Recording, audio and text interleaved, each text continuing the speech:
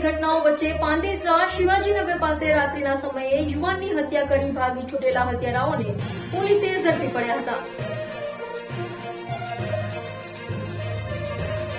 સુરતમાં અસામાજિક તત્વોનો આતંક રોજે રોજ સામે આવી રહ્યો છે, ત્યારે રાત્રિના સમયે યુવાનની હત્યા કરનાર હત્યારાઓને પોલીસે ઝડપી પડ્યા હતા। સુરતના પાંદેસરા ખાતે આવેલ શિવાજીનગરમાં રાત્રિના સમયે 19 વર્ષીય રાજ નામના યુવાનની હત્યા કરાઈ હતી। જૂની અદાવતમાં આરોપીઓએ રાજ પર ચપ્પુ વડે હુમલો કરી તેની હત્યા કરી ભાગી છૂટ્યા હતા। બનાવની જાણ થતાં પાંદેસરા પોલીસે સ્થળે દોડી જઈ લાશનો કબજો લઈ તપાસ હાથ ધરી હતી અને યુવાનની હત્યા કરી ભાગી છૂટેલા હત્યારાઓ જેમાં સૂરજ શાહ, આકાશ શર્મા તથા એક 11 વયના આરોપી સહિત ત્રણેય હત્યારાઓને પાંદેસરા પોલીસે ઝડપી પાડી સળિયા પાછળ ધકેલી દીધા હતા।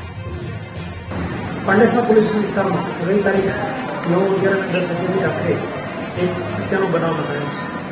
બનાવની વિગત એવી છે કે આરોપી અને મરણ જનારને દિવાળીના દિવસે ફટાકડા ફોડવા માટે નાનકડી બબાલ થઈ, જેના ભાગરૂપે આરોપીઓ પોતાની બર્થડે ઉજવીને પરત આવતા હતા અને અચાનક રોડ પર ભેગા થતા મારી પર ફટાકડા કેમ ફેંકેલા તે બાબતે ઝઘડો કરતા કુટુંબમાં થતા ઝઘડો ખૂબ ભયંકર સ્વરૂપ ધારણ કર્યો અને આરોપીએ મરણ જનારને ચપ્પુના ઘા મારી ઇન્જર્ડ કર્યો, જેને હોસ્પિટલમાં લઈ જતા દરમિયાન તે મરણ જાહેર થઈ અને ત્યારબાદ પાંડેસરા પોલીસ સ્ટેશને ફરિયાદ રજીસ્ટર કરી ગુનો દાખલ કરી આગળની તપાસ હાથ ધરી છે, જેમાં આરોપીઓ સૂરજ અને આકાશ તથા કાયદાના સંઘર્ષમાં આવેલ બાળકને પોલીસે અટક કરેલ છે અને આગળની કાયદેસરની કાર્યવાહી હાથ ધરેલ છે।